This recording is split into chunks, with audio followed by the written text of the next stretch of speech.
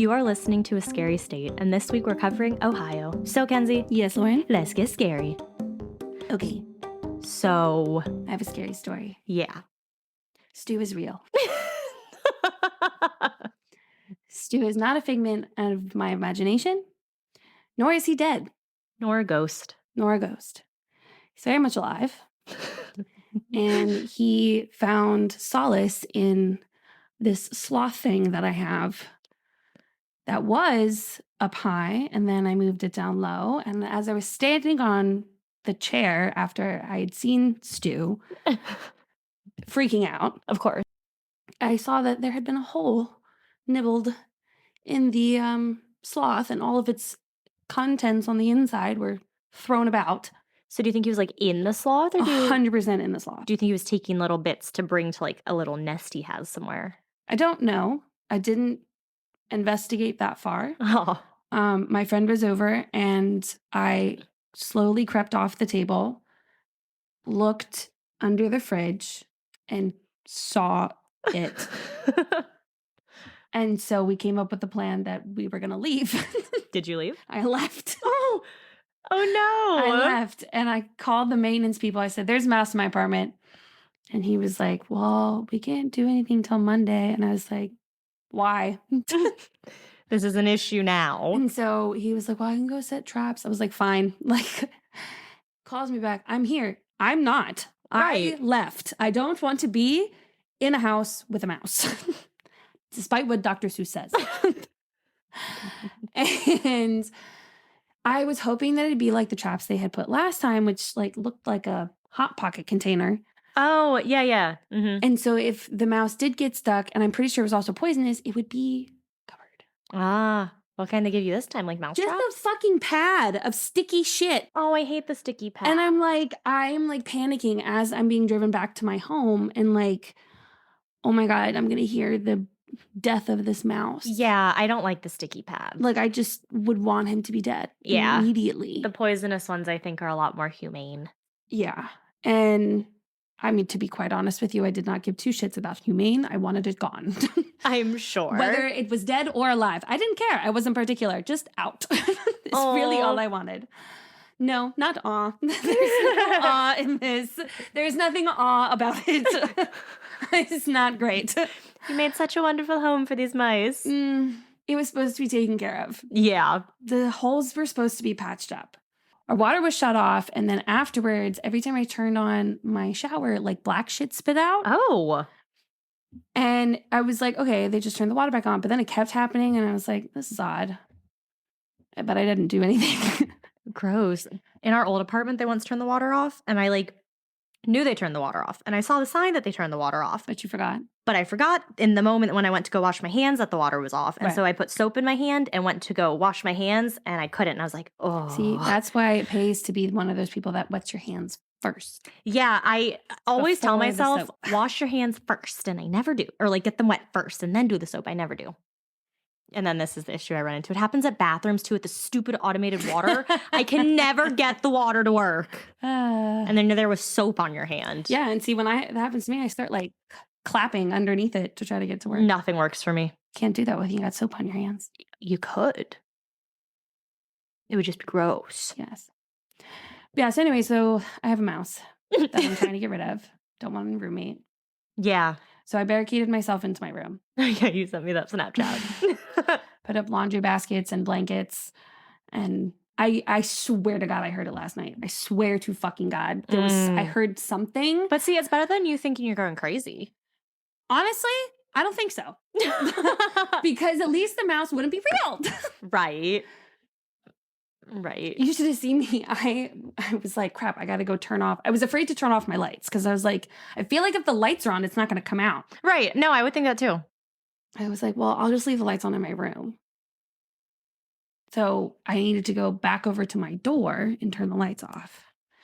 So I did the whole, when you're a kid and you have to go upstairs in the basement. Oh, yeah. And so, you make sure you have do the everything. sprint. And you shut off the lights and then you sprint up the stairs. Yeah. Okay, so that with no stairs. So I turn off the lights, I sprint, and then I jump over the baskets, land in my room, and jump on the bed. Proud of you for not falling. I was so proud of myself, too. So you think that was better than just keeping the door closed? Yeah. I had clothes hanging on my door frame. Oh. So I couldn't really close it. Right. And I don't close my door anyway. No, I know, but in situations. I did last time I had a mouse. I closed it and then shoved a towel underneath. Yeah, that's smart. I would have done the same thing. Yeah. Taking the fact that no matter where I've sat, it's crossed paths in the same place and never tried anywhere else. I'm like, okay, you can have the kitchen part-time. I'll stay in here while I have the bathroom. Right. And then just, daytime hours, like leave me roam of the house so I can Do eat. my thing. Yeah. And then, at nighttime, it's yours until you can be evicted. I think that's fair for now. Until tomorrow, Monday, because we're recording on a Sunday. Yeah. So yeah. Wow. Texted Lauren, I go, so Stu's real. I'm glad you figured it out. I'm sorry it's this situation out of everything. I knew it. I kind of had a feeling too. I was there was like, just no way. With the amount of times I could have if it happened once, right. I could maybe write it off as I was seeing things. But the fact that it happened at least once a week, right, multiple times. I was like, there's no fucking way that this mouse is a figment of my imagination. I know. I was like, if this is a ghost mouse, you have some real strong activity in your apartment. But nope, not so much. I would have been not as happy, but definitely happier if it was a ghost. Oh, I would be so happy if it were a ghost. I would be appreciative of the fact that it was not live, and then slowly start freaking out about the fact that I can see a ghost who's a mouse. We'd make it fun. We would. She says as if she doesn't know my anxiety would get the best of me. So on to another happy note. You want to tell us about Ohio? Ohio. So Ohio. We'll move away from mice. Yeah. Although I'm sure Ohio has mice too. Feel my You know what? I would think it would be weird if they didn't. Evidence shows that nomadic people lived in the Ohio Valley as early as 13,000 BC. Ohio holds a Guinness World Record for the largest basket. Yeah. Something to be proud of. Ohio is the only state with a non-rectangular flag. Ooh. What shape is it? I think it's like a triangle. Well, that'll be good to know for when I do the picture. Exactly.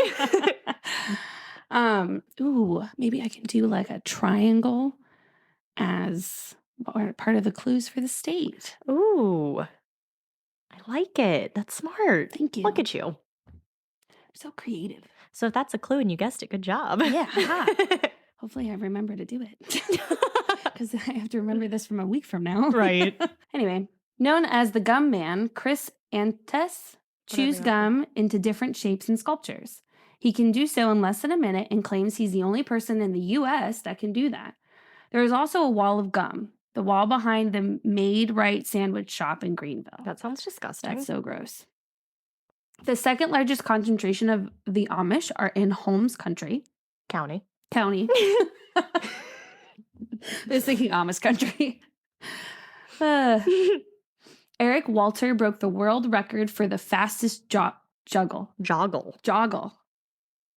Mm-hmm. Okay. Joggle with 3 objects by a male. A joggle is a juggle while jogging. That's why it's called a joggle. Mackenzie, you looked at me first are you stupid? That's not the word. No.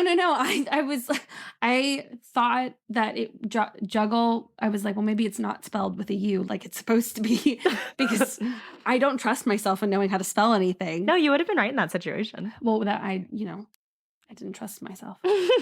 But he joggled for a distance of 400 meters in 55.81 seconds. I cannot juggle.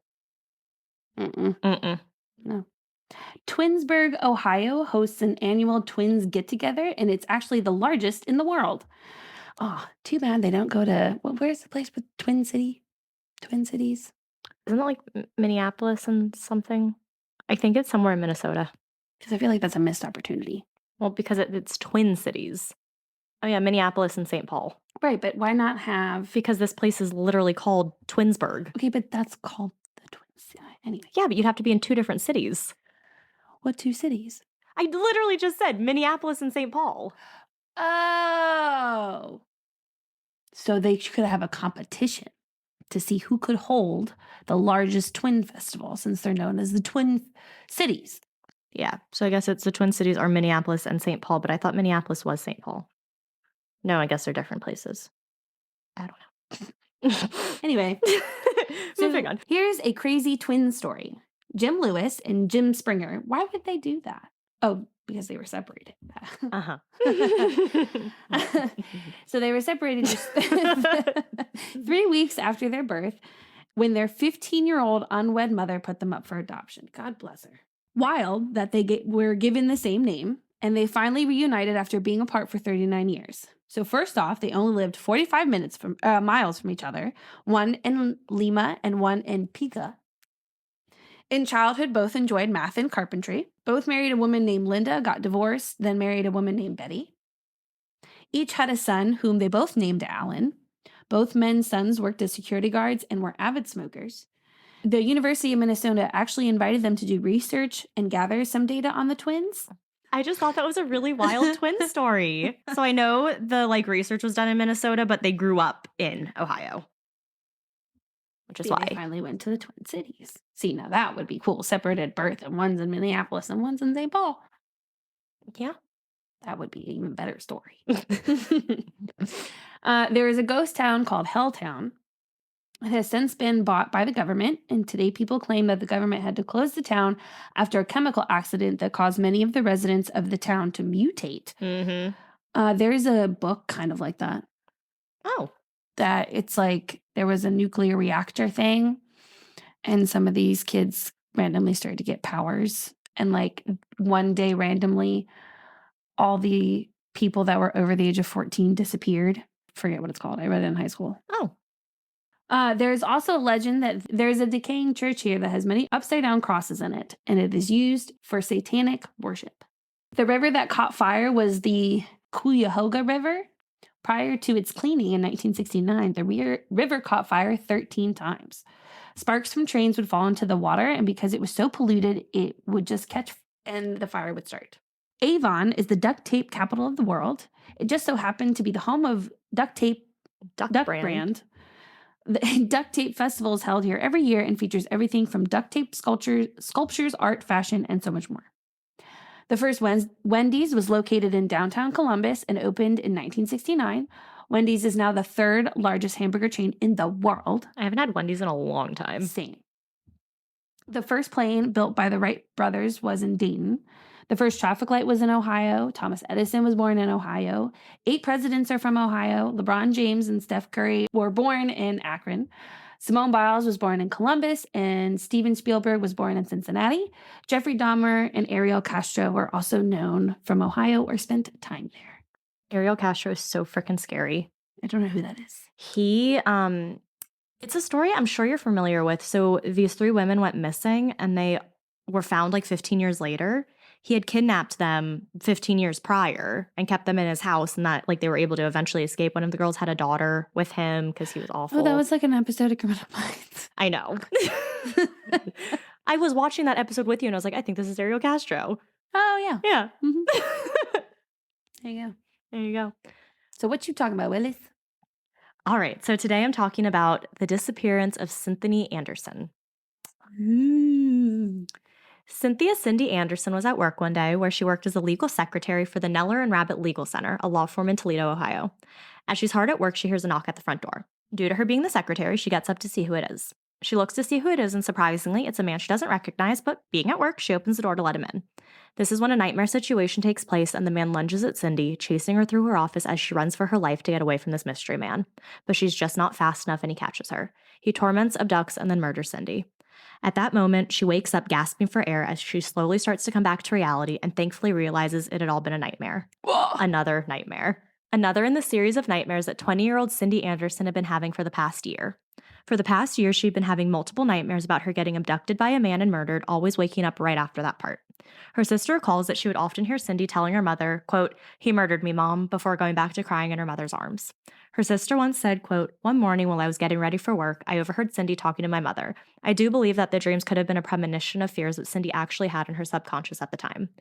Her mom always tried to offer her comfort by telling her that they were just awful dreams, that they weren't real, just a dream. So who was Cindy? Only just a dream. I used to be obsessed with that song. So who was Cindy? I don't know. Cindy was born in Lambert, Michigan on February 4th, 1961, to parents Margaret and Michael Anderson. She was one of 4 with one sister, Christine, and 2 brothers, Mark and James. Cindy grew up in a very close-knit but very strict religious household. Her entire family were all very devout Christian fundamentalists, and Cindy was raised to be the same. Church was the main activity, the kids had curfews, and they had rules they had to follow. Sounds fun. Oh, it does. When she was older, she started dating a man, Jeff Lemke. A man? A man.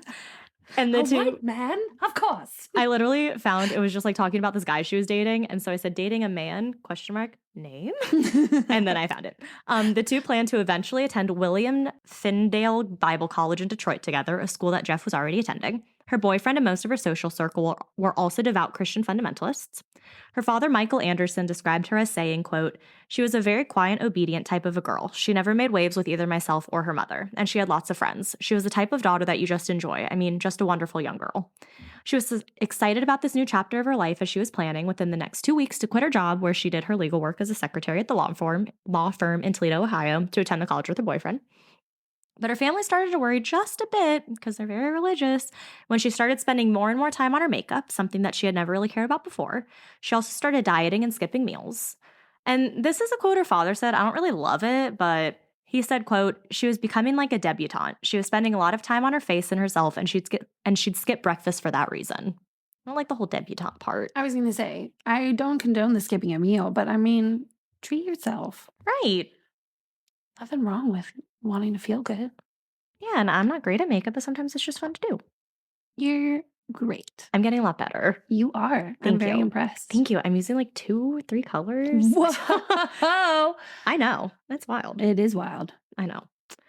Now, these dreams that Cindy had been having weren't the only weird and scary things that were currently happening in her life. She was going through something else that was unnerving. About 10 months before she was thinking of leaving her job, "I Love You, Cindy" by GW was found written on a wall in front of her office window in big letters. Obviously and understandably, this really disturbed Cindy and her coworkers. So to us, it may seem like this message was meant for Cindy. It had her name, and it was written in a place where she had clear view of it from work. But one of the big problems and big questions was, who is GW? Mm-hmm. Cindy didn't know anyone with these initials. Horribly, it took 6 months for this message to finally be removed. Damn. And it was like spray painted on this wall. Yeah. But just a few weeks later, the same message reappeared. But this time, the message was even bigger and even more visible than the previous one. Oh my God, that's terrifying. The initials CJ and GW would appear all over, painted in different spots. Yes, her last name was Anderson, but her middle name was Jane. What? And after these messages are when the phone calls began. Oh my God. It's so creepy. Oh my God, that's so terrifying. An unknown caller began calling the law office phone and harassing Cindy. The calls were getting so bad that her office actually feared for her safety and told her that at all times, even during normal business hours, to keep the front door locked. An emergency buzzer was even installed at her desk after it was known how scared Cindy was to be alone in the office. Oh my God. But what was weird about this buzzer? Okay, so you would expect a buzzer you press it and it goes to like the police station. No, this buzzer would alert the business next door. So I'm like, that's great. So what? Is this random business next door going to come over and help save me if something bad's happening? Think maybe for them to call the police? I don't know, but why wouldn't you just have the buzzer connected to the police? Can they do that? Yeah, Well, like banks and stuff have that. well, banks, yes. Yeah, but I assume you could do it. I don't know if there's like a legality thing, if it's just some Joe Schmo who's scared versus a bank. Yeah, but I mean, you could call 911 if you're scared too. Well, yeah, but unless it would be good if it connected to 911. I don't think she could connect to the police Well, station. yeah, like 911. I don't know. But I just thought it was weird that it would connect to like the business next door to have them come over and check on her rather than. Also, like, what if they're not there? Yeah, exactly. Then you're screwed. A client, Larry Mullins, recalls that one day he came in to pay a legal balance that he had. Obviously, he's with Cindy while he's paying and the two of them were chatting. He said that a call came through while he was there and Cindy answered but immediately hung up. He said the look upon her face after hanging up was one of absolute terror. But the phone rang again, and the same thing happened where Cindy answered but quickly hung up. God bless call waiting. Or caller ID. Yeah, now. Obviously noticing that something was wrong, the client asked if Cindy was okay, and she replied that she was fine, but that someone had been calling the office lately. She again reassured him that she was fine, everything was fine, like, it's okay. The client eventually finished up and headed home. But Mullins had been disturbed and bothered by the whole thing that he had witnessed, and he kept thinking about how terrified Cindy had looked when she had answered that phone. He was so disturbed that he actually called the police and requested that they check on Cindy to make sure that she was safe. Oh, wow. He described the look on her face as if, quote, someone scared the hell out of her. It was never clear if the cops did drive by to check on her that day or not. There's no Record of it. record or of it. whatever. So it was a typical morning on August 4th, 1981 for Cindy as she headed into work around 8:30 a.m. She did what she always did. She parked her Chevy Citation close to the front door and made her way to it, unlocking it to let herself in and locking it behind her once she was inside, as she always locked the door to the office. The lawyers who worked with her were at court all morning and wouldn't be back for a bit, leaving her alone in the office. The morning was going how it typically was, with Cindy making sure the phones were answered and things were how they needed to be in the office. By 9:45 a.m., Cindy was hard at work. There was nothing unusual about this day either. She did her typical duties, but between those and answering the phone, she would read a romance novel she had. We can all imagine that kind of job where you're bored and you just have to read things. I've never had that happen. Okay, teachers are a little different. I've had a couple jobs where they're just like, you don't have work right now, just entertain yourself while you're here. And you're like, okay. Yeah. Around 10 a.m., her mother tried to call Cindy, but she didn't answer the phone, which wasn't all that weird, as her mother assumed she was doing her job and working and was probably on the phone with a client, as she typically usually was. Around noon, the lawyers she worked with arrived back at the office from whatever it is that the lawyers had to do. The first two to arrive back were James Rabbit and Jay Fieldstein. James Rabbit should be a familiar name, as Cindy worked for the Neller and Rabbit Legal Center. So he's like one of the main guys. Mm-hmm. The two unlocked the front door that was always locked, walked in, and were relishing in the nice AC that Cindy had turned on that morning, as it was a hot August day. They went to their desks and found phone messages that had been left for them there by Cindy. But while looking around the office, her coworkers noticed something. Cindy was nowhere to be found. She wasn't at the main desk where she sat. There was no note to indicate that she had stepped away for a minute and would be right back. Literally just nothing. They called out to her, and upon getting no response, they started walking around looking for her. They noticed that Cindy's purse and keys were missing, so they assumed that maybe she ran out to grab lunch or had to run out to do something, but her car was still in the parking lot. This was starting to get concerning for Cindy's coworkers. She was a responsible employee. If she knew she would be leaving the office, or if she ever did leave the office, she would put all the phones on hold, turn them back on when she got back. Well, today, Cindy was gone and the phones weren't on hold. The smell of nail polish also filled the office, making it seem like she had been there very recently. Mm-hmm. And on her desk was the romance novel she had been reading. James reached down and picked it up. It was open to the only violent scene in the entire book, a passage where the main character was abducted at knife point and feared for her life. What the fuck? Mm-hmm. But what I thought was like, one, why would he pick up the book? Right. Two, the scene, okay, this is just kind of what my mind paints. You know, like a reenactment where they pick up the book and like look at it like they're a detective. They're like, this is the only violent scene in this romance novel. Mm-hmm. But anyhow, James Rabbit doesn't actually have anything to do with it. It's just being dramatic. Yeah, but it's just weird too, though, that it was the only passage in the book that was violent. Right. And it kind of matches up with like the dreams she'd been having. Yes, no, I understand the parallels here that are occurring in this story, but like... But yeah, with him picking it up, it's just kind of weird. Could you imagine the timing and precision that would take to make sure that she was reading that exact part of the novel? Right. And then she gets abducted. Like, that's... Right. Whew. James Rabbit called Cindy's home right away to see if anyone had heard from Cindy, and when they said no, he immediately called the police and reported her missing. Thankfully, the police took this case very seriously. You know, okay, I don't understand that. What? Because why is it you have some cases where people say, oh, she's missing, or they're missing, or he's missing, or whatever, and they say, oh, well, we can't do anything for another 48 hours. But then you have this, and it's like, oh, she's missing. Okay, yeah, you can report her missing. Well, I'll tell you why. So, this was the summer of the year 1981, and it was a very dangerous and violent one in Ohio. In the month before Cindy's disappearance, there had been 4 murders in Toledo, with 3 of those victims having all worked at the same shopping center that Cindy did.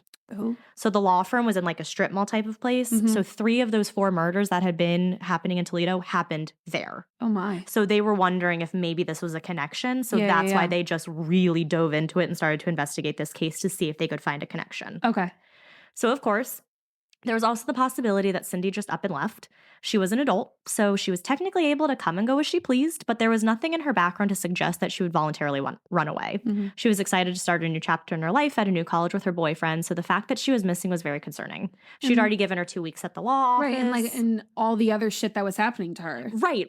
Like, that's Exactly. like, hello. I do get into that too, Yeah, yeah. because the family is like, she's terrified. Right, obviously, like, even if you take the dreams out of it, I'm sure she was probably having those nightmares because when you see this sign right in front of you all the time, Right. phone calls happening. For 6 months, that wasn't removed, and then right when it was removed, it comes it back come again. back. Exactly. I'm like, of course she's having nightmares. Exactly. So cops discovered that Cindy had been alone in the office all morning, so getting a timeline and witnesses who had seen her was a little difficult at first, but they were able to track down 2 people who had seen her that morning. The first was a maintenance man from the shopping center. He recalls seeing Cindy enter the building around 8:50 a.m., which kind of makes sense with when she would typically leave for work. Okay. The second was a woman who had ended up walking past the law office around 9:45 a.m. She's able to recall this time because she had a habit of looking into the law office window to look at the clock they had inside. Okay. So they had a big clock. Yeah. The No, that office, makes sense. ton of windows. It's just a huge windowed front. Sure. So she just looks in to see the clock. Yeah. So she was walking by. She recalls seeing the clock. She recalls seeing Cindy there. Just like typical things she always sees. Clients of the office stated that they had called the office around 10 a.m. and had not gotten an answer. Her mother had also called at 10 a.m. and got no answer. So we have her being seen at 9:45, and then we have her not making any phone calls at 10. That's a very, very small time frame. Very small time frame. Shortly after Cindy's disappearance in September of 1981, the police got an interesting phone call. A woman who wanted to remain anonymous called the police station. But what was even more unsettling about this woman's call was the fact that she was whispering the entire time. Oh my God. She told the police that she had information about Cindy, still whispering.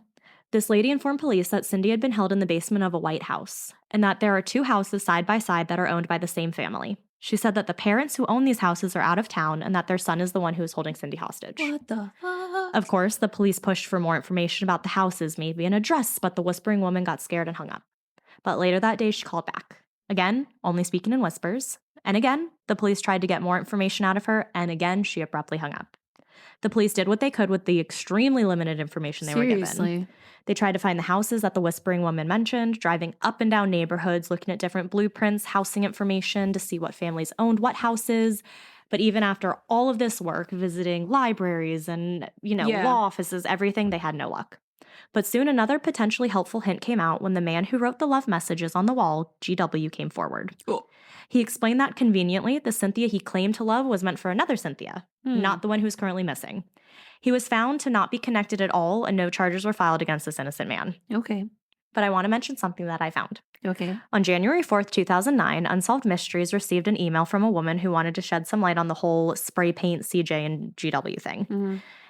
So this is a little long, but sometimes in true crime cases, aspects get misconstrued. So I wanted to add this in to set some parts of this straight. And like I said, the letter's a little long, so bear with me.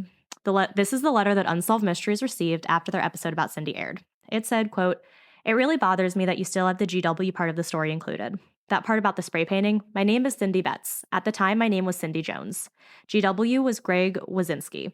He spray painted I Love You, Cindy on everything from overpasses, garages, and the walls at the Manhattan Plaza where Cindy Anderson worked. They were for me, not her. I went into the Army from 1981 to 1985. When I was in Germany, Greg was killed in a motorcycle accident." Oh. I know. You can verify this in the Toledo Blade newspaper. He died September 27th, 1983. He was only 20 years old. He was the love of my life. After returning from the Army, I seen the original Unsolved Mysteries. I was flabbergasted when I saw the spray painting part of the story. I contacted the show, and the next day, Detective Kolakowski came to my house. I gave him letters from Greg to me with the handwriting that was identical for proof. On the letters was the same I Love You, Cindy, GW, and GW and CJ forever. He chastised me for not letting them know who CJ was earlier. I was in the Army and knew nothing of this. I told him that the handwriting was also inside of the walls where a fashion bug was being built, and Cynthia Anderson could not have possibly seen it. If it was there for her, why would it be anywhere she could not see? He acknowledged I was correct and said they did not put that information out there. Since it was in places she could not see, any good detective could have possibly opened their mind to the fact that maybe the messages were not for her and checked the neighborhood. All they had to do was cross the street, Manhattan Boulevard, and go down the first alley. This was Greg's alley, and there were plenty of GW Love Cindy's spray painted on garages. They were also on overpasses. He would get out of the car and run up the embankment and lean over and spray paint upside down. They could have asked any teenage kid in the neighborhood who GW was, and they would have told them. I was irate because I feel this is left in the story for ratings, but the love of my life is being disrespected. I still have plenty of letters from him with the same handwriting and initials that were on the wall. They should also be in a file somewhere that Detective Kolakowski filed. GW is my GW, not some crazy abductor, and I am proud to be his Cindy. Toledo Police dropped the ball on this with narrow-mindedness and not doing very detective work. Since these messages were clearly on the inside of the unfinished fashion bug building where no one could see it, they should have entertained the fact that maybe the messages were not for her and maybe find the real culprits. Instead, they tried to blame me for all the time spent looking for GWs. I was in the Army defending my country, and we were in love teenagers who never knew who Cynthia Anderson was, and even that there was a law office there. We hung out at the plaza because of the Pizza Hut, and when the workers left for the day, we went into the unfinished building to hang out. hang out. That's what she put.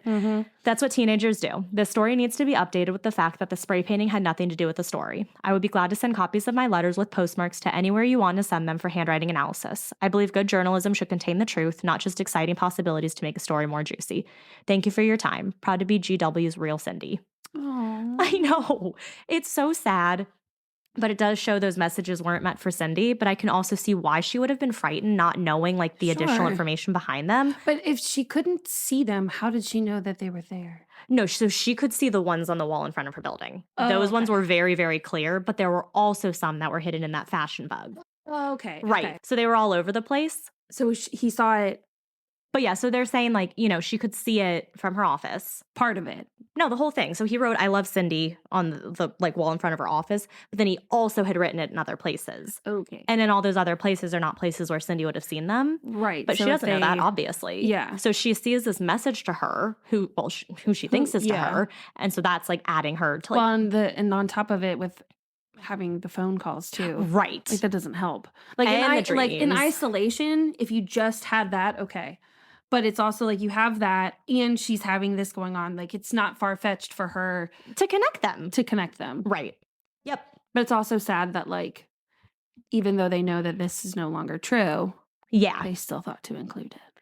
Which is why because they like messaged back to her. I read like the email thread Mhm. and they messaged back and they're like, "Oh, well, we're sorry. This episode has already been aired. Like we can't pull it and we can't take that part out." But I don't remember if they said they would do like an update or whatever. But so I was like, you know what? If anyone's covering it, they should cover that part as well. Yeah. But the police kept looking for any clues or suspects when they found a man who worked at the law firm, a maintenance man who had keys and access to the building, whose initials were GW.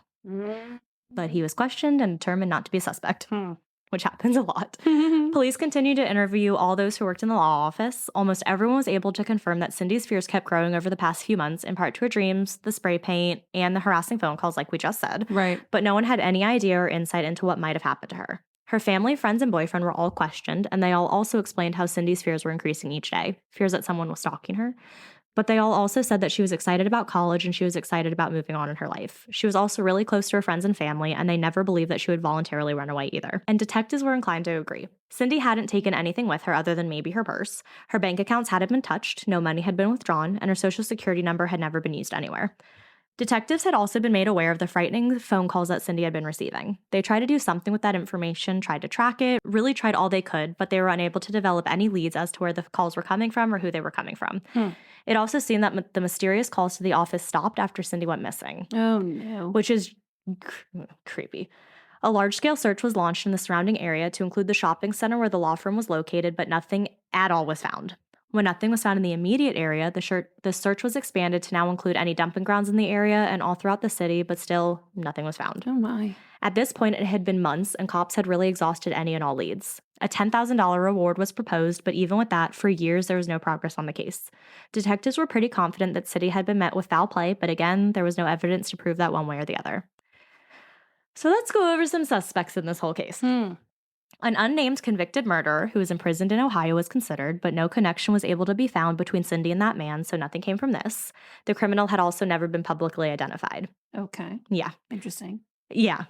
Others believe that maybe Cindy had witnessed a crime or robbery or something that she shouldn't have from her desk. Again, all windows. It was looking into the parking lot. Yeah. But as that one lady who had walked by stated, it was easy to see when she was in the office as it had many glass windows. So maybe she did see something that she shouldn't have and was killed because of it. Like killed to keep her quiet. Again, no evidence to support or disprove this. Yeah.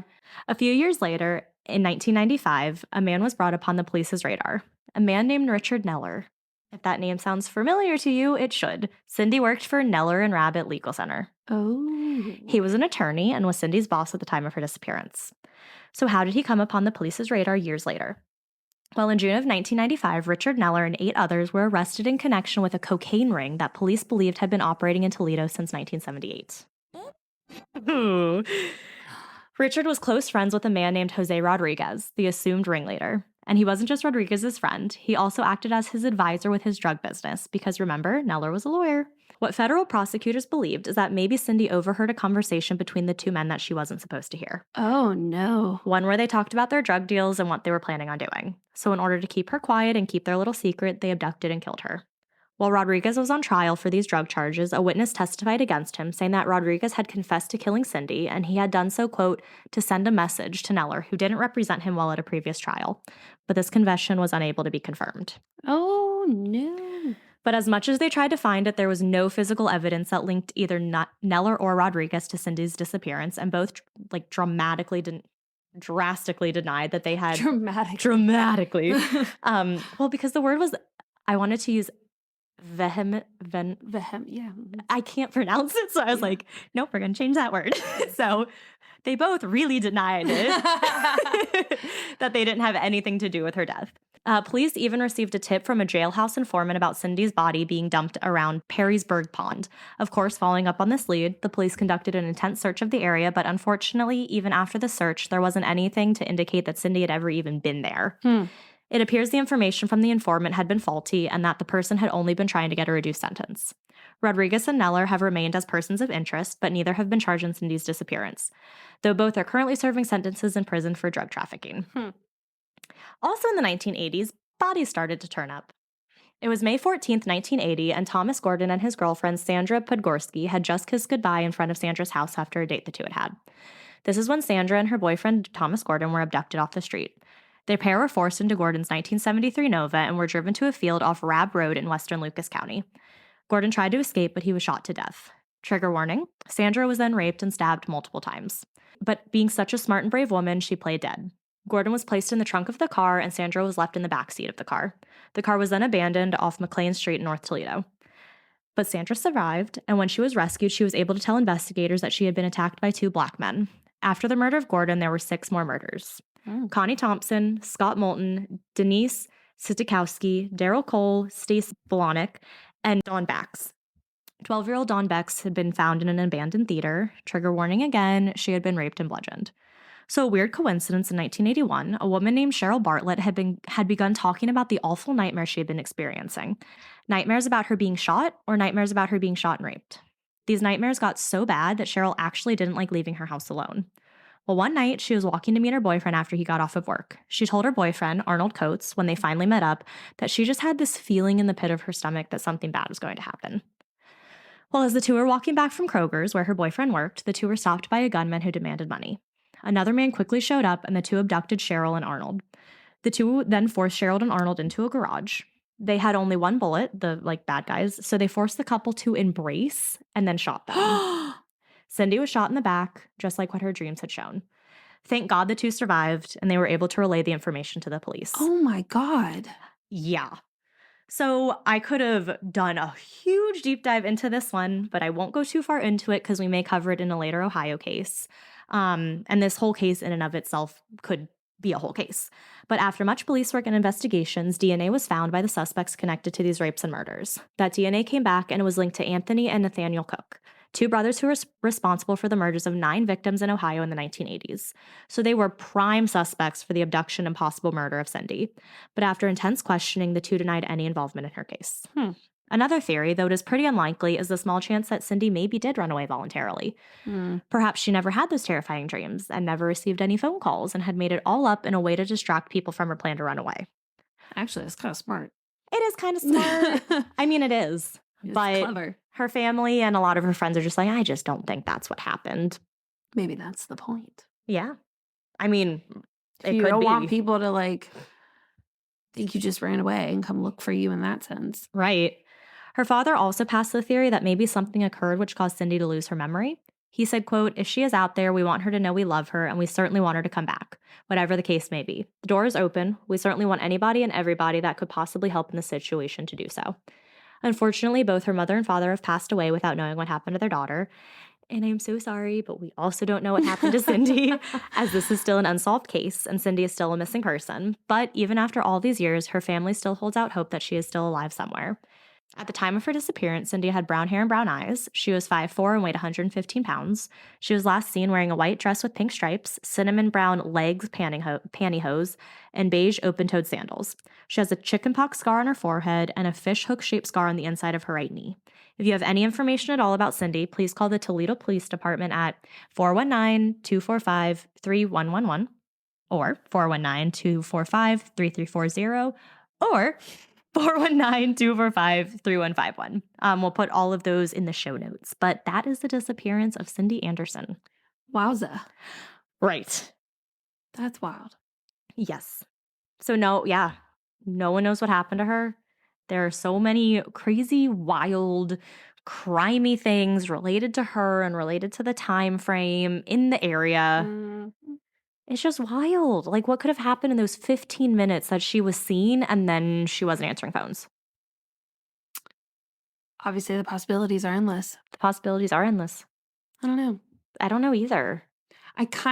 My favorite theory is the one that she like totally planned this and just dipped out, because that would be like really badass. And that's kind of what I'm hoping. I mean, it's really sad for her parents and her friends and her boyfriend. But like, at the same time, I would rather have that than right, have exactly. bad happen to her. Exactly. That's the one where like she isn't hurt and like no one else is hurt. Like, I'll deal with the hurt feelings after. Right. But she would least likely. She would be over 60 at this point because it happened in the 80s and she was 20. So yeah, she'd be like 63-ish, 62, 63 at this point. Right? That's the right math? Mm-hmm. Yeah. Okay. Yeah. But yeah. Wowza. Oh, wowza is right. Wowza. All right, Mackenzie. What do you have for Ohio? Oh, my lordy. Okay. Buckle up. Pun intended, which you'll understand later. Okay. So this week, I am talking about the mysterious Dr. No. And no, this case has nothing to do with a doctor. Oh, okay. When I first started on this venture, I thought this was going to be your run-of-the-mill unsolved mystery, filled with internet sleuth theories to leave you pondering the possible resolutions for this case. The more I dug, the bigger the web became. I was a living replica of that meme of Charlie from Always Sunny with the newspapers and the red string going crazy trying to figure out the details of this case. I had organized tabs and multi-screen action going on to help me untangle this information. Yes, you did. I can confirm this. Yeah. It took me 2 days to put all this shit together. Oh my God. So Dr. No was thought to be the nickname of a suspected serial killer who may have been responsible for 9 to 12-ish murders between 1981 and 1990-ish. See, 1981, a bad year. Bad year. Oh my God. What was kind of cool is as I was looking for these, like just news articles about the murders, I saw a lot of like I saw the article that was talking about Bundy and isn't his that trial. The weirdest thing when that happened? And they were talking about the South Side Strangler and like that's so wild. It was kind of bizarre to see that. So all the victims were found in parking lots and truck stops along Interstate 71, and all but one were known to be involved in sex work. Some of the murders may have occurred in New York, Illinois, and Pennsylvania. Some of the victims wouldn't be identified for 20 to 30 plus years thanks to DNA testing. All of the victims were killed in a similar manner, and a couple of the victims had been seen getting into the same type of truck. Interesting. So this wouldn't be a true unsolved without a good slew of internet theories. Naturally. I have a handful of possible suspects that were believed or investigated by law enforcement to be responsible for the homicides committed in Ohio. I also tie in some wild internet theories brought to us by the glorious comment section on the blog posts I found about this story. So get your thumbtacks and red strings ready. This is the possible story of the possible serial killer, Dr. No. Okay. You're just really all about these maybe, maybe nots recently. I have fully taken on the persona of like a detective. We're going to start our PI business. Okay. Editor's note. Okay. Editor's note. I had been searching for 2 days to find this article that a journalist who kept getting referred to by the people who were writing these blog posts. I found the investigative journalist, but I could not find the fucking article.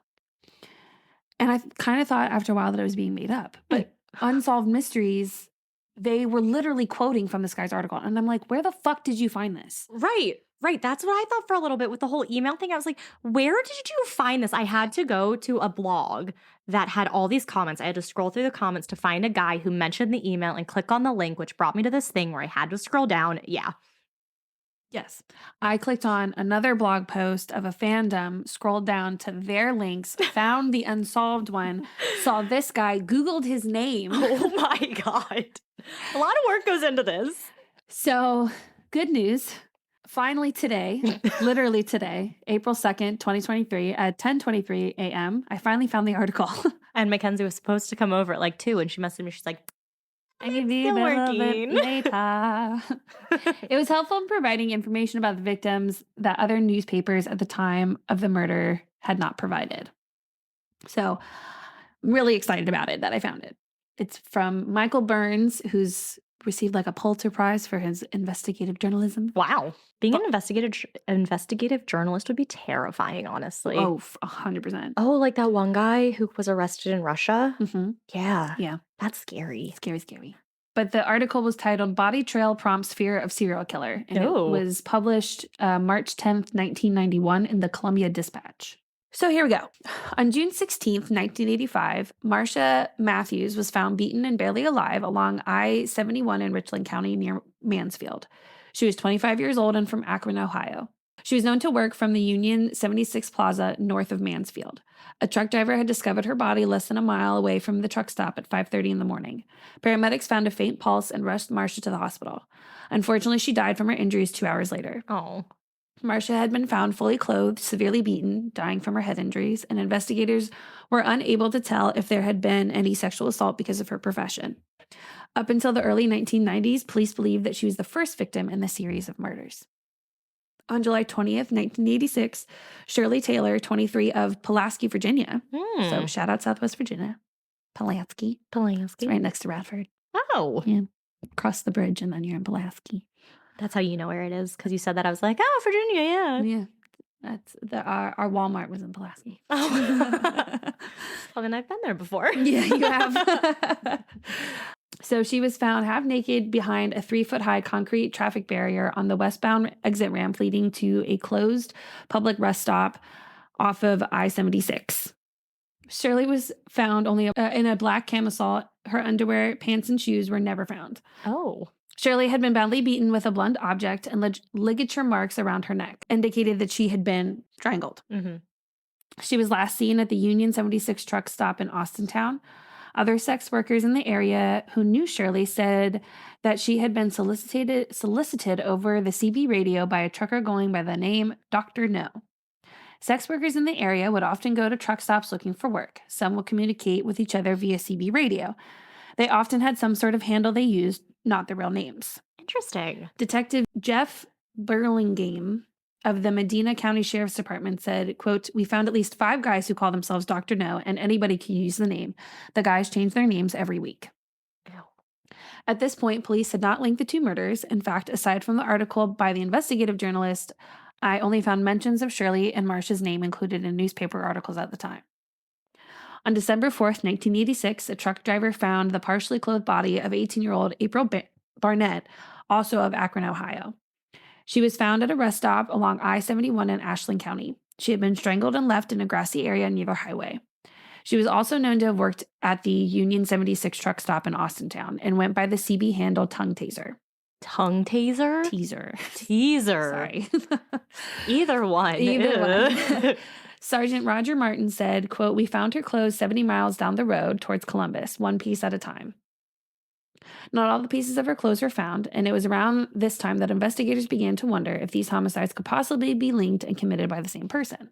On February 6th, 1987, Anne Marie Patterson was arrested for prostitution-related charges at a truck stop in Pennsylvania. She was giving her statement to police when she mentioned that she might have some information about the other 3 women who had been killed and known to the truck stop in the Youngstown area. Pennsylvania State Police Sergeant John Lechner would later tell reporters that Anne Marie had told him if she had gained any solid information about the killings that she would let him know. He said, quote, "She never did get back in touch with me, obviously because she's dead now." Oh my God. That is awful. Oh my God. So just like, and like, That's so bad. and in the article too, he was saying things like, we warned the girls not to go there, that there was, and I was like, okay, dude. Like, oh my God. It's like, what were you wearing? right, exactly. I'm like, okay, why didn't you capture them? Right. Why didn't you do something about it? Right. Anyway. Oh my God. Oh my God. Patterson was scared that if she shared what she knew with police, that she would be killed. Oh, I wonder why she thought that. So this part's kind of odd. That night, Anne Marie and her husband, William, were at the Barron truck stop in Barkeyville, Pennsylvania. William was there to drop Anne Marie off to work at the truck stop. Mm-hmm. And they had heard a man going by the handle of Dr. No calling over the CB radio to a suspected sex worker going by the handle Reno. Reno rejected Dr. No, who then proceeded to call for Anne Marie by her handle Sleeping Beauty. Anne Marie had told her husband that she had a problem with him in the past. She told him, "No, thank you, I know you." She told him she wanted nothing to do with him. And her husband told reporters, quote, he was calling, but they wouldn't go to his truck for some reason. The girls knew him. William reported his wife missing on February 14th, 1987. On March 23rd, 1987, the body of Anne Marie was found in a sleeping bag near a creek bed along I-71. She was found north of Cincinnati, which was more than 250 miles from Austintown. Wow. Police found tractor-trailer tracks near her body, and Anne Marie had massive blows to the head by a blunt object and was only wearing a pullover shirt, her underwear, and pantyhose.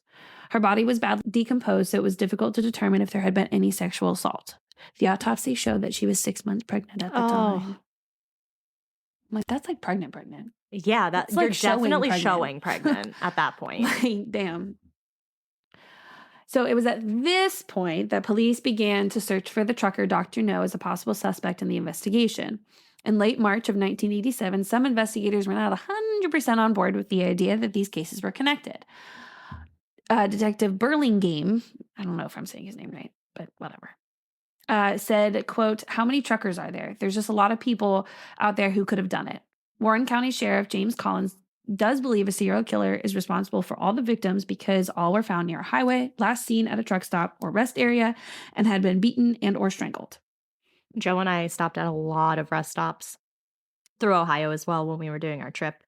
They were always so creepy at night. Yeah, there was an article I found from 2010 where, like, I don't know if it must have been some sort of police person that was saying this, but they were talking about like how at truck stops, rest stops, that kind of thing, it's like two different worlds. Mm-hmm. You know, like the part where the cars go and park their car versus where the trucks go are so different. And he said these, like, there, are obviously very decent, good truck drivers out there. Yeah, my great uncle was one. And there are some that are just there to find drugs or sex.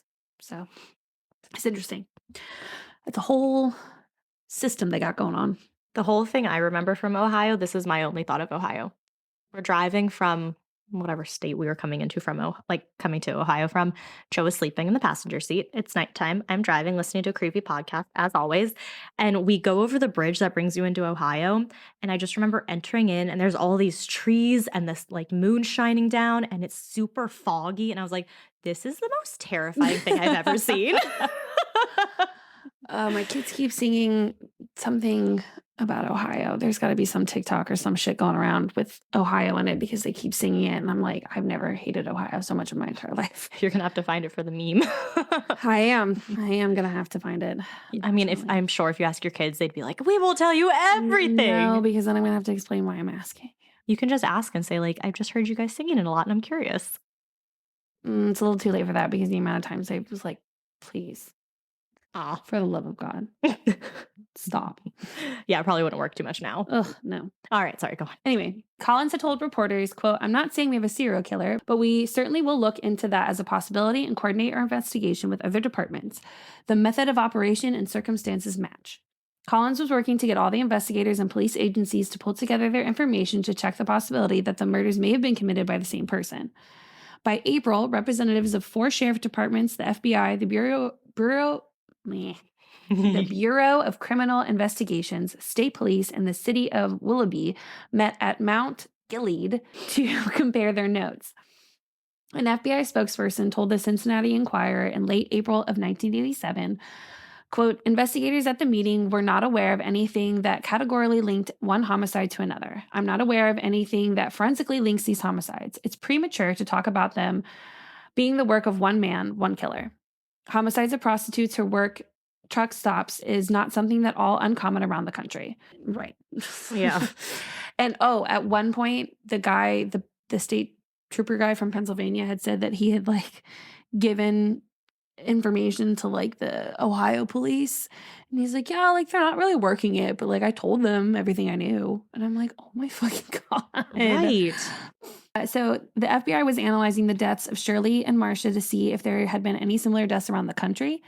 Some of the police departments were still not convinced that the cases were related, agreeing with the FBI that sex workers hanging around a truck stop was not uncommon and hundreds of trucks could pass through the areas at any given time.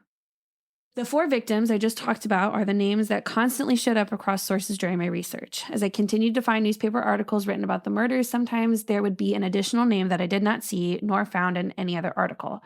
Some of the victims were not tied to the investigation until the 1990s when a task force was finally created to investigate the crimes. During that time, some additional victims were found to possibly be linked to Dr. No. These women were either found in a different state, from out of state, or could not be identified and had been badly beaten and or strangled. Dang. So in 1991, the task force began looking into other crimes that had a similar MO to the murders in Ohio. They found a case dating back to 1981. A woman who was believed to be in her 20s was found in Miami County, Ohio on March 24th, 1981. The girl had a head injury and died from strangulation. The girl had no identification when she was found, which made IDing her very difficult. She was well groomed and police did not believe that she was involved in sex work at the time of her death. There were no signs of sexual assault, and the only thing the girl was wearing was a buckskin type garment, like Native American, but she was not. Okay. She was dubbed Buckskin Girl until she was finally identified by DNA testing as Marsha King in 2018. April was not the only body found on the interstate that was reported in December of 1986. Jill Allen, 28, was found partially clothed on an eastbound ramp to I-70 near the intersection of Route 40 in Illinois. Police were never able to find her underwear, bra, or coat. Autopsy showed that Jill had only been dead a few hours, which means the trucker who found her would have been minutes behind the killer. Cause of death was strangulation. On August 10th, 1987, was when the first Jane Doe of the investigation was discovered. Her cause of death was strangulation, and she was found only wearing blue jeans and underwear that were around her mid-thighs. She was found in a grassy area on a ramp to I-70 near Hook Road in Montgomery County. So, before Marsha, because they didn't know about her until later. So she was a Jane Doe, but she wasn't technically Jane Doe number 1 because they did not find out about her until the 90s. Right. So she was technically classified as Jane Doe 3. Dang. So just to clarify. She's found in a grassy area on a ramp to I-70 near Hoke Road in Montgomery County. She was wearing some jewelry and had a tattoo of a unicorn on her right breast and a rose on her left. At the time, investigators could not find a missing persons report to identify the victim. Despite the jewelry and tattoos, the victim would not be identified until 2010 as 21-year-old Paula Beverly Davis, when relatives finally saw her on the National Missing and Unidentified Persons System, which wasn't created until 2007. Wow. Yeah. Paula's younger sister, Stephanie Clack, was watching ABC's The Forgotten in October of 2009. At the end of the program, they advertised a PSA about the missing persons system that the Justice Department had created. When Clack went into the website, she came across the picture of a woman who had tattoos that matched her sister's. DNA tests confirmed the match, and Paula was able to go home and be buried next to her mother in Kansas City. Oh.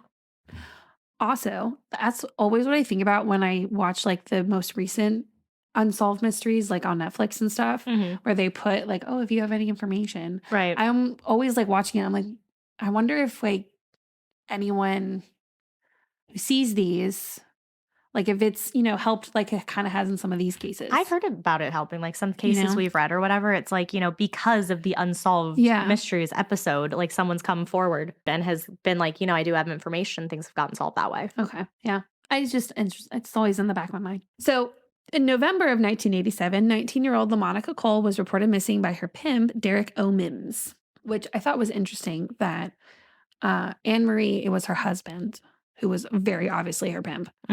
But then for LaMonica Cole, she was reported missing by her pimp instead of like a boyfriend. Right. Well, I mean, I hate to say it like this, but it was probably because, Yes, I do know. Yeah. I do know, which is probably also why like the first couple of victims, like you could not find anything. So, yeah. So LaMonica was last seen at Gateway Truck Stop near Breezewood, Pennsylvania at I-76 and I-70. Witnesses say LaMonica may have met a trucker who went by the handle Dragon around 4 a.m. on November 21st. He was driving a blue Freightliner with stripes. Cole had been known to move within the truck stop circuit that spanned through Florida, Mississippi, North and South Carolina, and Pennsylvania. That's an interesting little... Right? All over the place. Yeah. Pennsylvania State Trooper Roger Smith said Dragon had been asking for girls all night over the CB radio the night that LaMonica went missing. She had a little girl. Her frozen body was later discovered at the rear of the truck stop, the gateway, like where she was last seen. Yeah. She had pieces of her clothing missing and a scarf shoved down her throat. Death was by suffocation. Oh. Mims would later be charged with interstate prostitution, but police did not believe he had anything to do with the other homicides committed thus far. Mm-hmm. On March 29th, 1988, police received report that 31-year-old Terry Rourke had either jumped or was shoved from a moving vehicle and had died when she hit the pavement. Oh. Autopsy would later reveal she was already dead when she was thrown from the car. She was found on a bridge that crossed the Mohawk River on I-87 in New York. Terry was missing some of her clothing, including her underwear and one shoe. Her clothing and gym bag was found 11 miles away. And they said in there, like, what's her name? April. April's clothes were found far away. Mm-hmm. So, like, dumping them after the fact. Yeah. Investigator Frank Connolly was not aware of the Ohio murders at the time that they had found Terry Rourke. A truck driver had told him he had heard over the CB radio that another trucker was bringing a sex worker up north to New York. Connolly was able to trace Terry's travels from Oklahoma to Texas, where she then hitched a ride to New Jersey with a trucker. When the task force was created in 1991, Connolly. Yeah, it's Colony. No. Connolly decided to reach out to Ohio to see if their cases had any similarities, and Terry would be added to one of the women to have possibly been murdered by Dr. No or Dragon or someone else. Mm-hmm. On April 19th, 1990, the second unidentified victim was found. At this point, the police were not aware that Marsha King, so technically the first Jane Doe, had any connection to the truck stop murders. So that's why, she was Jane Doe number 3. Right. So Jane Doe number 2 was found at the Pilot Travel Center on I-70 wearing only her underwear. She was badly beaten with a blunt object across her face and neck. It's weird that some of them are found, like, only in their underwear, and some are found, like, with that part of their clothing Gone. missing. Yeah. Her autopsy showed that she had engaged in sexual activity 12 to 24 hours before she was found. She was estimated to be in her late 20s to 30s with reddish-brown hair. She had given birth to at least one child, and Jane Doe was about 5 foot 3 inches and 115 pounds. Police thought she may have been killed up to 600 miles away before she had been dumped. Wow. Yeah. DNA evidence was found and collected and put into CODIS. Jane Doe 2 was finally identified as Patricia Anita Corley, 29, in 2017. So, like I said, task force was not formed until March of 1991. Some of the sources I read said it was that Michael guy that led to this, like, hey, there might be a serial killer. Mm-hmm. But based on the other articles that I read from other newspapers, some investigators were already saying this, back after there was only 3 or 4. Right. So according to the Cincinnati Enquirer, the task force was started by Ohio Attorney General Lee Fisher. The task force was investigating 11 murders that had occurred in Ohio, New York, Pennsylvania, and Illinois from 1985 to 1990. And some of these women / the case was featured on Unsolved in 1992. So, some suspects may or may not, or definitely not, have done it. So, Alvin Wilson. In April of 1990, 36-year-old Alvin Wilson was arrested on charges of assault and attempted murder of a woman in 1989. Credit cards purchases put him in Youngstown around the time of 3 other murders. However, they found that he was in jail when one of the murders had occurred and arrested the day before one of the victims' bodies was found. Okay. Wilson's hair matched some of the hair found on some of the victims, and he was a known trucker who owned 2 tractors. But he was sentenced to life in prison for the 1989 attack. Question. Yeah. Was this hair like a kind of thing at the time where it's like, oh, I know this hair is linking me to, like, this hair piece is 100% you? Or is it one of the things where DNA at the time was like, this hair is linking to someone who could potentially be him because there's similar DNA? From what you'll kind of gather through all of these people that they investigated is they were always arrested and charged for something else. Mm-hmm. And because they were a trucker or because the MO might have been similar, they were then investigated for this. Oh, okay. So it's like, I don't know if it was an exact match to specifically his hair, because I don't think DNA was like a thing to do that. Right. So I don't know if it was just like the same type of hair. Right. Okay. So, but yeah, all of these people are like, they were arrested and found for something else. And then police went in to be like, okay, well, do you have any connections to these Mm-hmm. to hopefully solve those as well? Okay. So that's where all these guys come from. I gotcha. So in Juneau, Alaska, Oh. trucker John Fuentenberry had been arrested and charged with the murder of Joseph Darren Jr. during a cross-country journey. Investigators used VICAP to see if Fuentenberry could be connected to any of the murders. Fuentenberry had moved in with his sister who lived in Claremont County, and he was last seen on February 17th, 1990, in Doran's 1989 white Subaru. Police and FBI were also questioning him in the stabbing of a Juneau gold miner, the disappearance of a Portland, Oregon businesswoman, and a Texas traveler. Wow. When Fuentenberry was arrested, they found the credit card of the gold miner and the businesswoman in his possession. Fuentenberry was later ruled out as a suspect because the MO and victim type was not the same. Mm-hmm. Because some expert of some kind was like, you wouldn't go from a businesswoman to a sex worker. Like, Right. have that much blend. Right. Exactly. So this was interesting. So a lot of the people that I talk about were like on Wikipedia and on like all the blog posts, that were talking about this case and things like that. But this guy, I found all by myself. Mm-hmm. Oh, Mackenzie. I found his arrest in an article. Oh.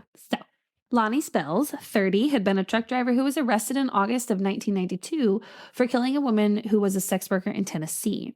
He was questioned about the slayings in Ohio and the other truck stop murders. And a witness who had traveled with Spells said they saw Spells discard the body of Geneva Davis, 26, on August 2nd near Greenville, Texas. Oh. The police found the body in some bushes off of I-30 and returned her to Tennessee. The FBI found blood evidence in the cab of his truck, and the task force was investigating to see if Spells was connected to other murders. So I noticed that in this newspaper, because it was like, oh, here's this guy, and oh, let's recap all these people that they're including. Of course. So in this newspaper that reported his arrest, they listed an additional victim who was found in November of 1990. Mm-hmm. So Catherine Hill, 26, was found along I-28 south of Ohio 295 near Toledo. And in May of 1991, a newspaper that reported the cases that the task force were looking at had identified her as Jane Doe 2. Okay. Then in this August 1992 article, Jane Doe was listed as the woman who was found in April that I had already said was Jane Doe 2, and Catherine Hill as Catherine Hill found in November. Okay. So Catherine Hill was found in November Okay. of 1990. So then there's James Robert Cruz Jr., 36 years old, and was convicted. He was convicted in March of 1993 for the murder of 17-year-old Dawn Brinbaum. Okay. In Pennsylvania. She was found partially dressed off of I-80, and so he was investigated as a possible suspect in June of 1995, but ruled out later, and no charges were filed against him for any of those murders. So then there's Sean Patrick Globe, and from what I've read, he seems like a good candidate. Okay. Possibly. Mm-hmm. So Sean Patrick Globe, a truck driver from North Carolina, admitted to killing two sex workers in Tennessee in April of 1995. A year later, he was convicted of killing a third woman in Orange County. He drove a Peterbilt truck, which was the same truck that some of the victims were last seen getting into, possibly owned by Dr. No. He also went by the handle Stargazer. And a lot of unsolved murders matched Globe's MO and his whereabouts at the time of the murders. It matched up for like New York, Pennsylvania, Ohio, Indiana, like all those places. But he had already received 2 life sentences for the Tennessee murders and 14 years in North Carolina for the third victim. So it'd be like 100 years before he got paroled. Jeez. But it was just this person, I don't know who she was, but she was like, she wrote like a quick blog post of like, these are some other missing cases from North Carolina. Like, here's what his MO was and, how they typically, and it like matched a lot of it. And Right. so they think that maybe he's responsible for a lot more than he's actually convicted of. Sure. Mm-hmm. Yeah. So also in 1992, and this was a little confusing, but Okay. I figured it out.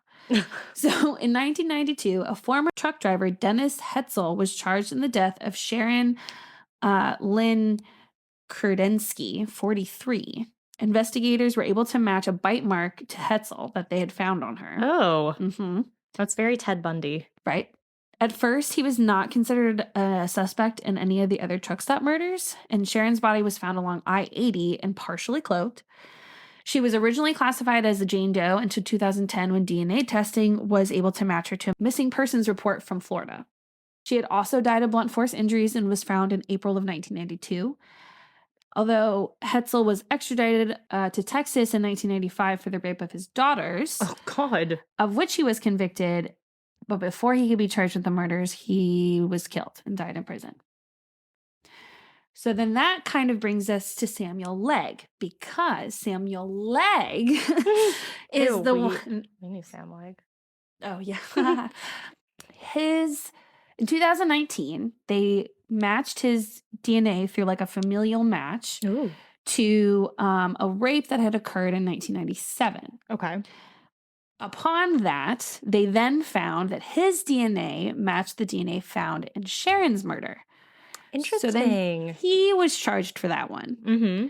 Because the other guy obviously never was charged. Right. And so then all of these postings, I even have it on like my phone. I was looking up things because I was trying to figure out, because like this was the guy that another podcast had said like, oh, this is probably him. Mm-hmm. And everyone's like, this is him, because all these articles, like even on CBS was saying they had found that his DNA matched 4 other unsolved murders in Ohio. Wow. But they never fucking said what those were. Nowhere have I been able to find. Mm-hmm. They won't say, which I get, but also Yeah, like, I get. But yeah, at the same time, it's like, okay, come on. and it's also like, okay, so he wasn't technically convicted, but he was found responsible because in 2019 he was declared incompetent to stand trial. 2019. 2019, that's when Wow. I found him. It's Wow. 2019. Yeah. That's recent. He like was in and out of like halfway houses and shelters and centers and things like that. I think he was in Arizona at the time. Oh. And he was known to be schizophrenic, and there was something else. I forget what the other thing was. So he, 2019, declared incompetent. Mm-hmm. And then the most recent article I found out about him was from May of 2021. Oh my God. He was still declared incompetent to stand trial, which is why he was found responsible but not convicted technically Interesting. of Sharon's murder and then the rape. The other. Mhm. Oh, okay, yeah. But again, still no and like Sharon, I did not find out about Sharon until I read about him. Mm-hmm. So it's not like she has been included In the in other this one. group of things. No Right. person who they have brought up as like a potential suspect has been officially tied to The other ones. any of the other people. Okay. So he currently resides in Twin Valley Behavioral Center, which is like a high security place in Ohio. So this other blog I found, which might also be a more likely candidate, is a guy named Samuel Little.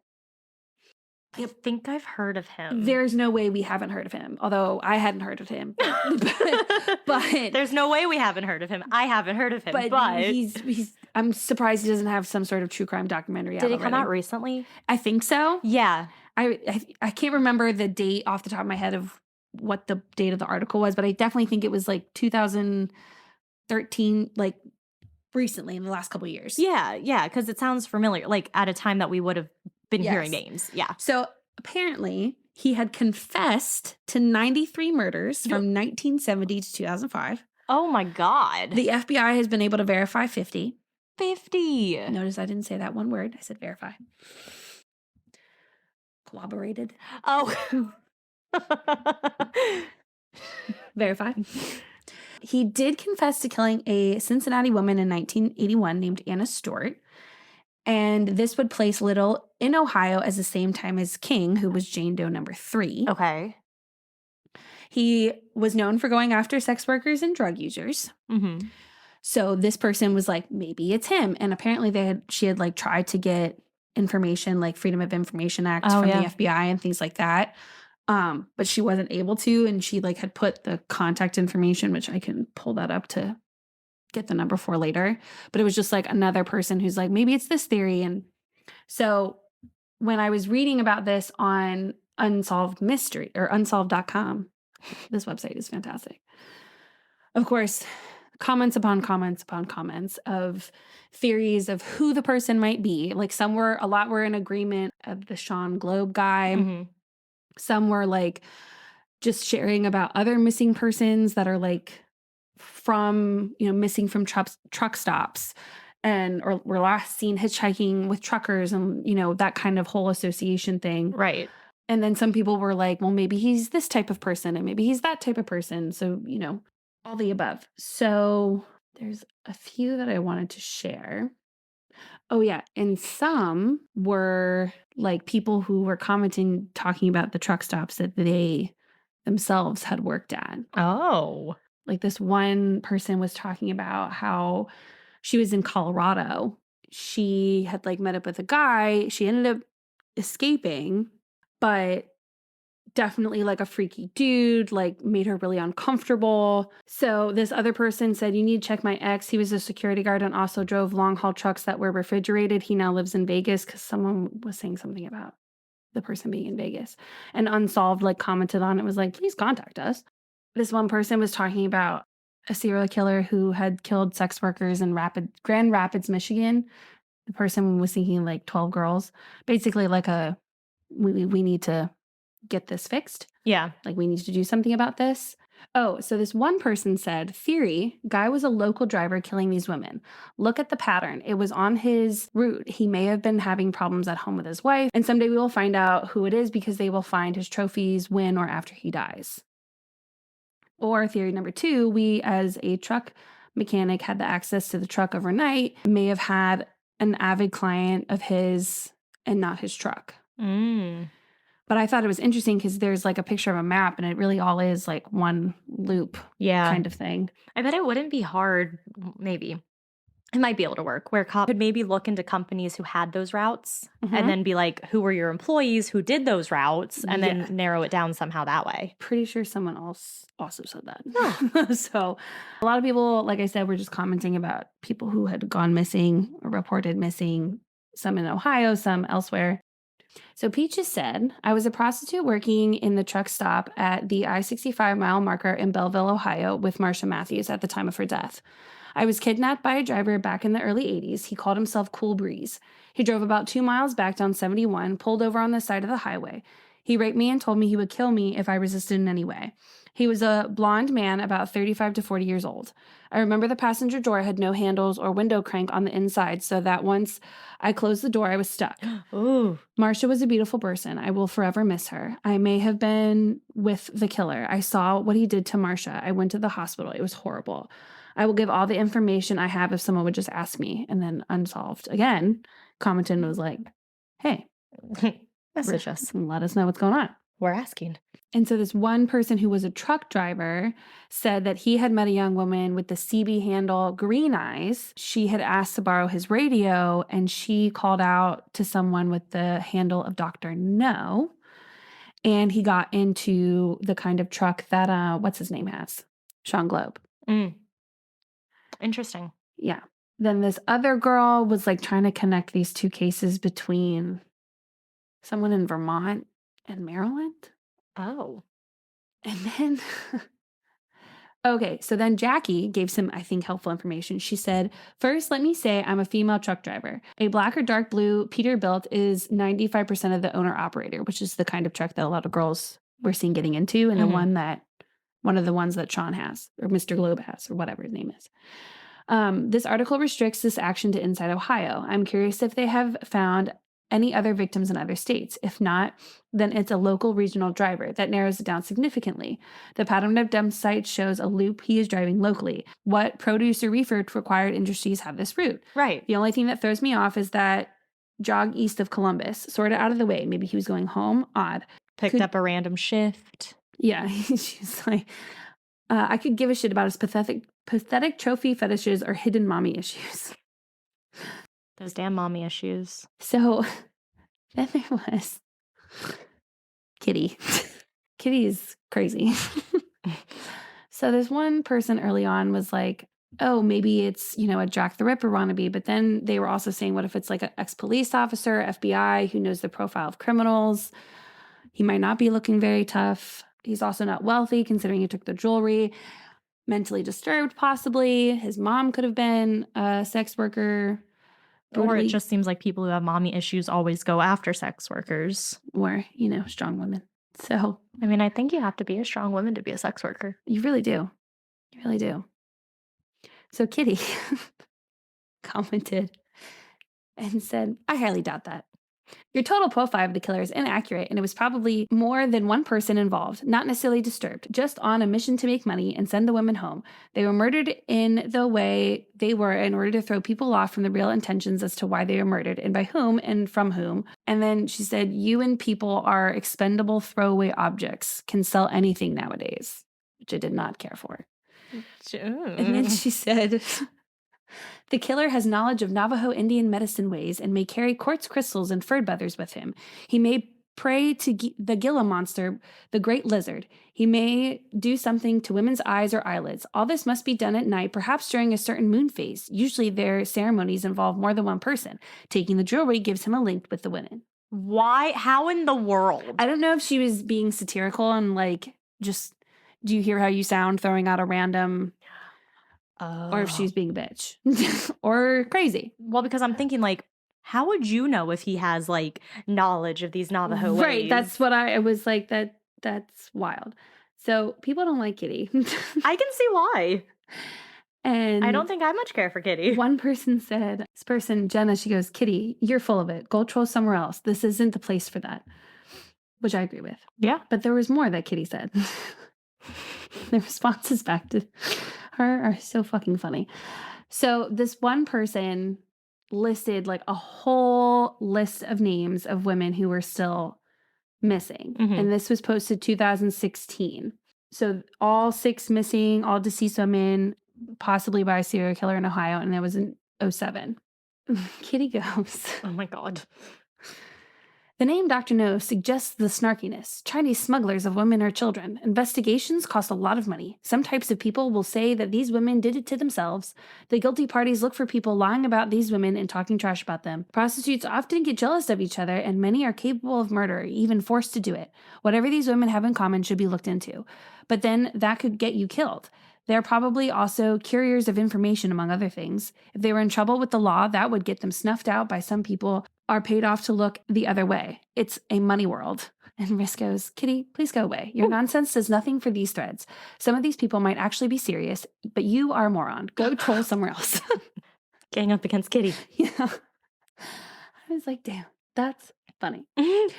But yeah, so everyone's in agreement it's probably a truck driver. Yeah, that makes the most sense. Most of them were found partially clothed, no jewelry, beaten and or strangled. So something that requires the use of hands or being somewhat strong. Yep.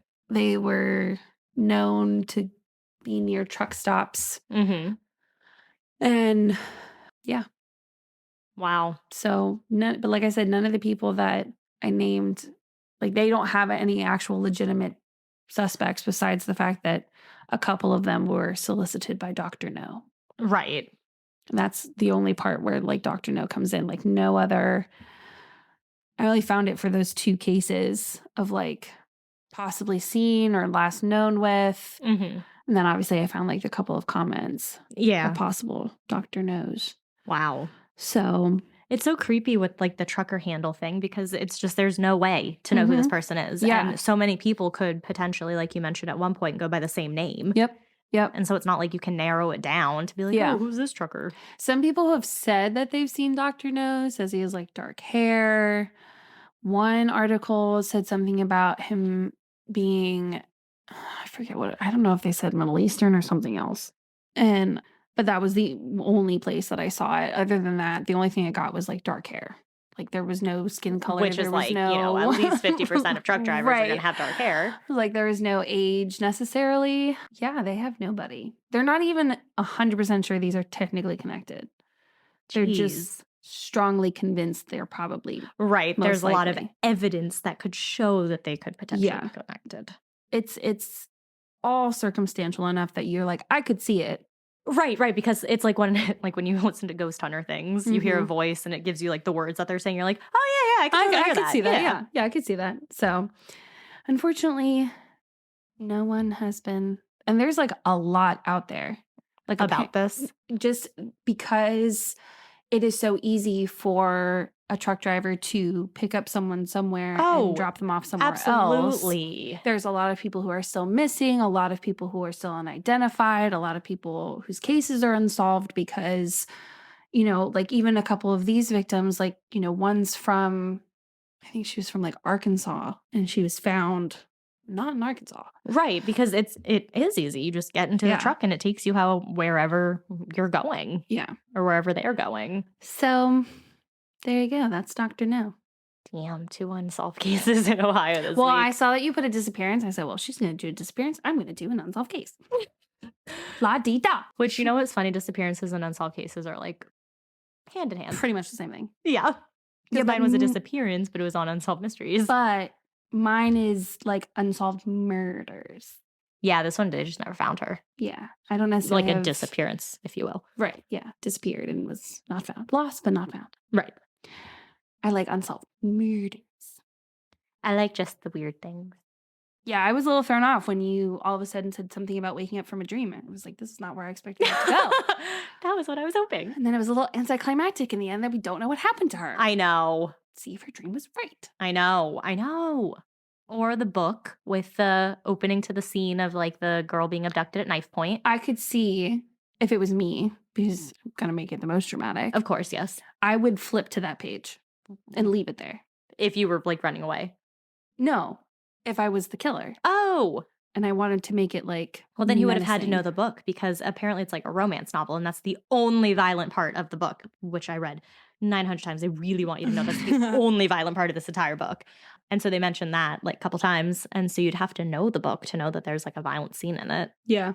Ooh, but if there was a stalker, you could see what book she was reading. I was going to say, if she has a stalker, then they probably know what she's reading. Right. Ugh.